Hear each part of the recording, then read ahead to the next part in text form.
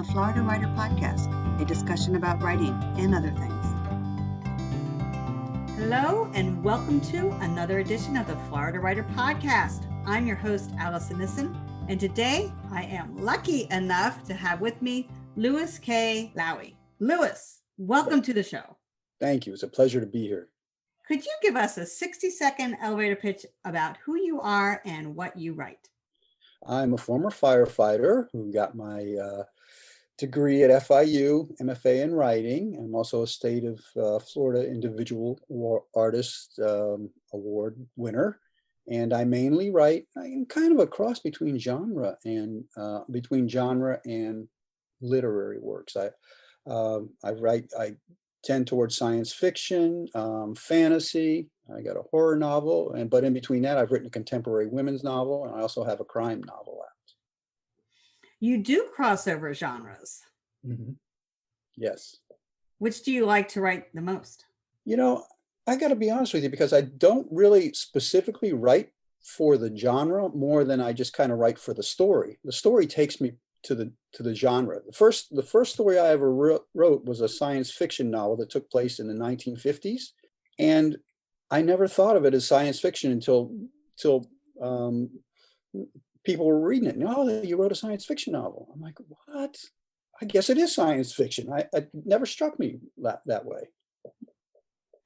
Oh, that's awesome. It's our words just take shape and the story comes to life, and then all of a sudden it fits in a category. Exactly. And I was writing and I tend to write to the character. So I thought of this as my character and not as science fiction. My character was caught in a situation that happened to be science fiction. So that's how it became science fiction. And you're currently working on a second novel, I guess it's not a second novel. It's a book called The Second Life of Eddie Coyne. That's my latest book. That is already out, actually. Oh, it is? Okay, yeah. Fantastic. Mm-hmm. Can you tell me about it? Sure. That one's basically, it's a story of a gambler who's hit rock bottom and gets the chance to place one more bet, the ultimate bet for his soul. Woohoo! I like it. So it's considered an urban fantasy? It is considered an urban fantasy, yes. And I was kind of honestly, what inspired me to write this novel was a couple things. I was in a class and we were talking about the number 3, the power of the number 3, 3 tasks, their 3 wishes, and how they're always in stories. And I thought, oh, yeah, I'm going to try writing a story with the power of the 3. So that was kind of the initial spark. But then I was also a fan of the Twilight Zone, the old Twilight Zone episodes. I like the marathons on Sci-Fi around New Year's. And I wanted to write something that took place in the present, but kind of had that kind of gritty little bit of a noir feeling at times. So that kind of blended in with what I wanted to do. That's how the story initially came about. Is it challenging to add that grit to it that's sort of otherworldly? Not when you have a strong vision of where you want to go. I mean, again, the story just takes you to where you want to go. And the story has a lot of different, I shouldn't say a lot, but it has different settings and things like that. And so weaving in and out of that was kind of fun too, I have to say. Do you have a way of keeping everything straight? So if you have several different settings and you're weaving in and out of them, do you have ways to keep the settings organized? It's really difficult because the current novel that I'm working on right now is book 2 of a novel that I did. And that one just bounced from different time zones to different planets to different characters. And for the first novel, it seemed, I could get through it, but the follow-up here that I'm doing is really, really difficult. And I have to keep really pretty accurate notes. Like, I have to summarize each chapter so I know when each character came in and when they're due for next appearance and, things of that nature. So it can be really rough. The key, I have a notebook. I'm probably all writers do, I'm sure. I have a notebook for every, notebook filled of details and stuff for every book I've written. It is, in my opinion, keeping things organized is the challenge, yet when we stay organized, it makes things so much more simple. Yeah, and to make matters worse for me, I'm not really an organized person except when it comes to writing, because I know I have to be. I imagine you had your training as a firefighter also helped to teach organization. You have certain steps and protocols that you take every time. I never really thought of it, but yeah, you're right. It actually did, and not only for organization, but for persistence and for just getting through things. Yeah. So what type of advice have you gotten when you first started your writing journey? The best advice I've ever gotten, and it's short and simple, and I like to pass it on, is that a writer writes. And I would say this too. I would add a writer reads also.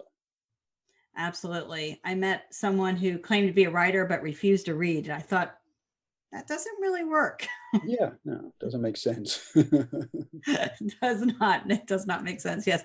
Logic has left that building. But if you want to improve in your genre, if you want to improve as a writer, it's definitely worth reading others that have gone before you. Not only that, I mean, I hate to say it, but it's a treasure chest of being able to steal good things. Without plagiarizing.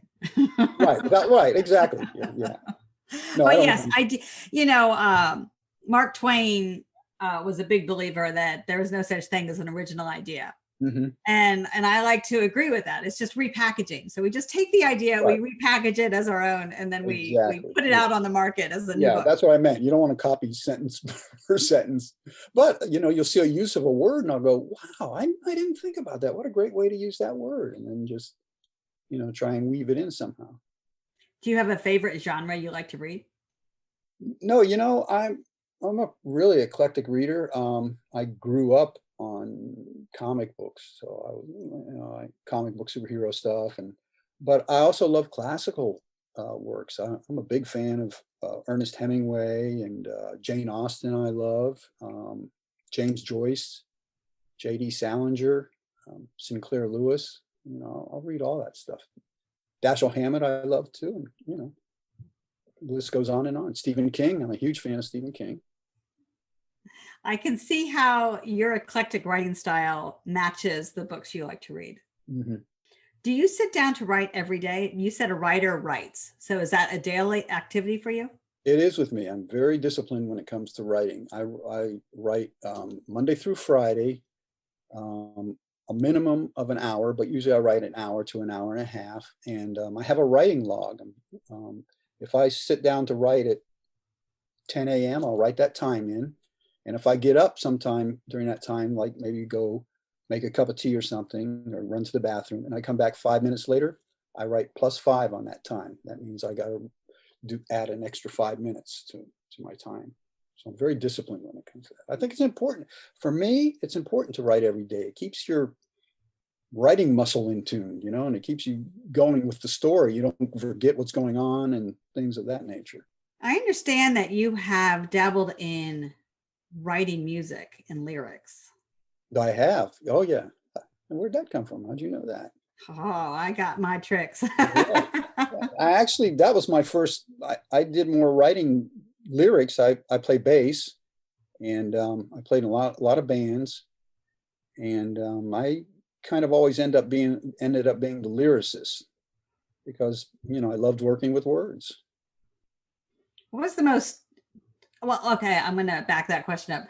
I love that you sort of started as a lyricist. So you understand how words work together. And do you feel like the words that you're putting now onto paper are also lyrical? Yeah, in a sense I do. I mean, lots of times I'll substitute words because I want the rhythm to change a little bit. And other times I'll go through words because I want a little bit of alliteration at this point because it just feels right. Or I want a tougher language, or I want a smoother language. And there's different words that, like flesh as opposed to skin. There's sometimes when I just want to say, you know, the exposed flesh, and there's other times I just want to say the hardening of her skin.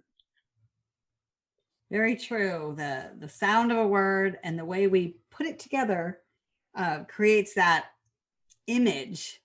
And the word flesh and skin to me are very different. Yeah. So, even though they really are the same thing. Right. No, they have different connotations, I think.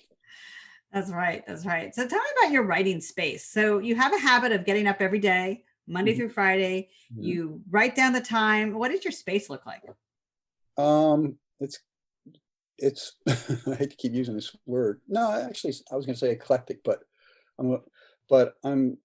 I collect movie posters and sometimes action figures and kind of like oddball stuff. And my room is really comfortable for me.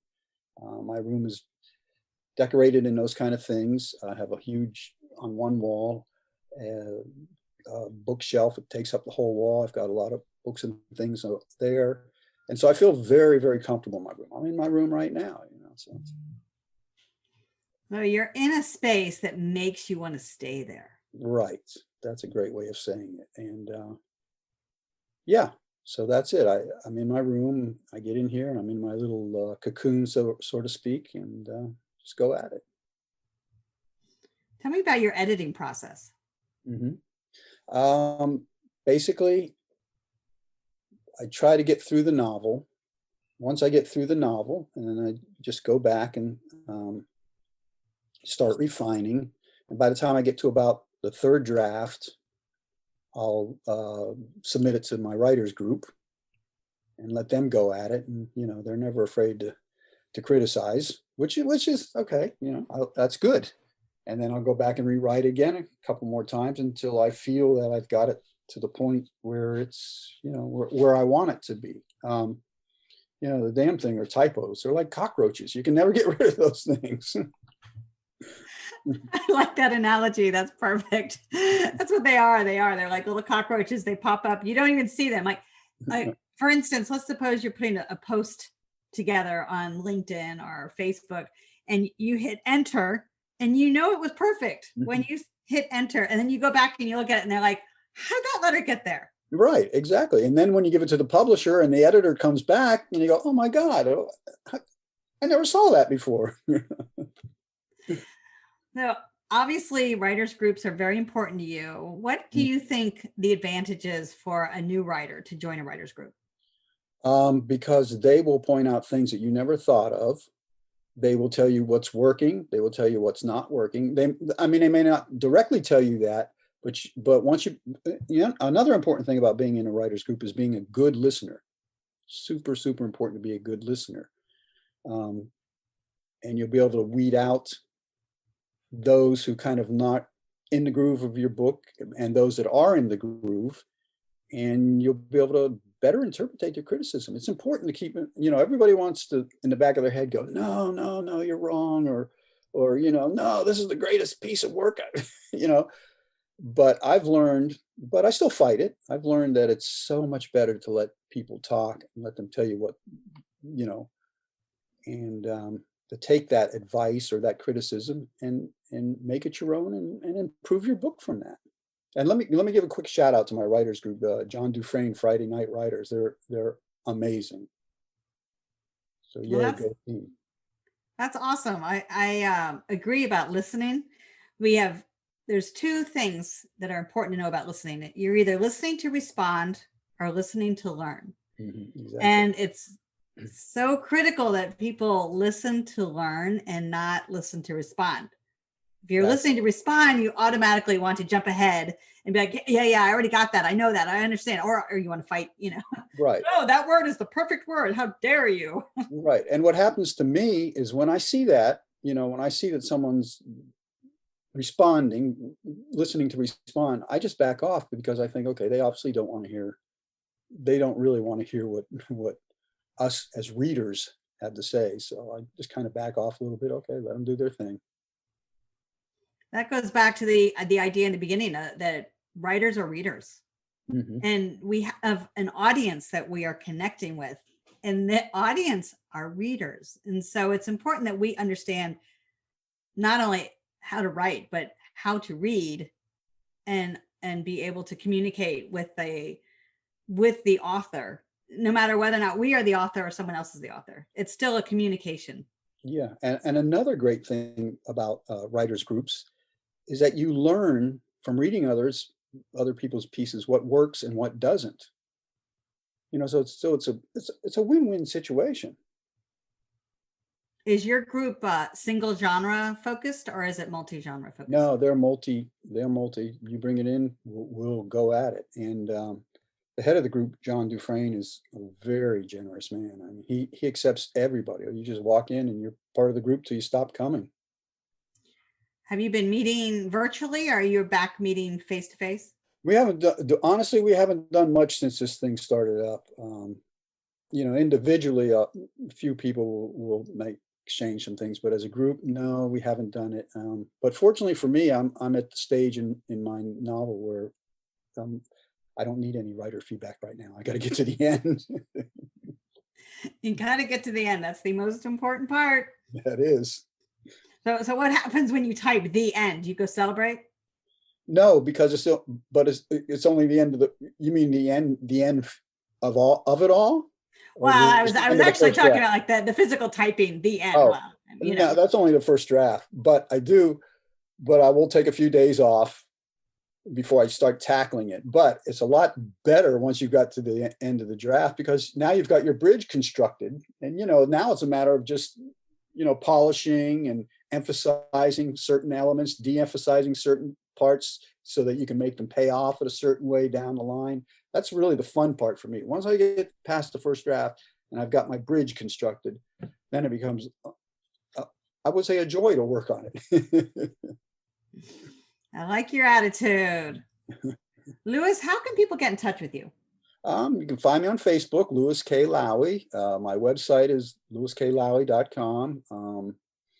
You can email me, lklowy@gmail.com. I always love hearing from people. So hit me up on Facebook, DM me, whatever you want to do. I'm there. Just Google my name if you have to worry about it.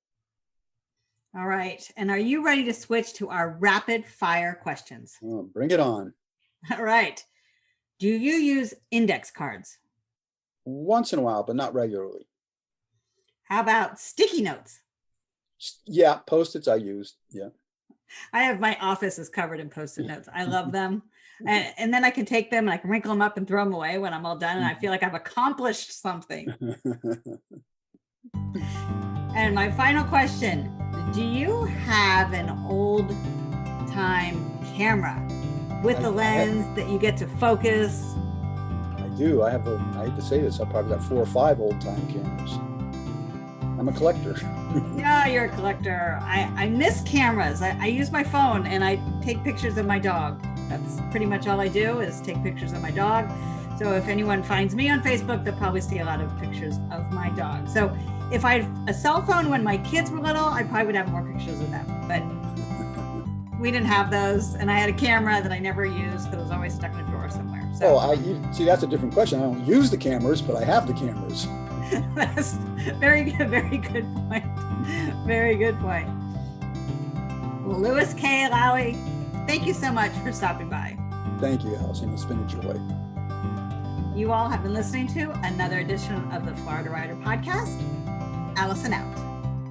Boom, all done. Thank you. I enjoyed it. Lewis K. Lowy is a former firefighter and the recipient of the Florida Individual Artist Award. He received his MFA in creative writing at Florida International University. His stories have appeared in New Plains Review, Pushing Out the Boat, the McGruffin Magazine, and the Chaffee Review. His first published novel, Die Laughing, is a humorously dark science fiction adventure set in the 1950s of flying saucers, communist paranoia, and live television.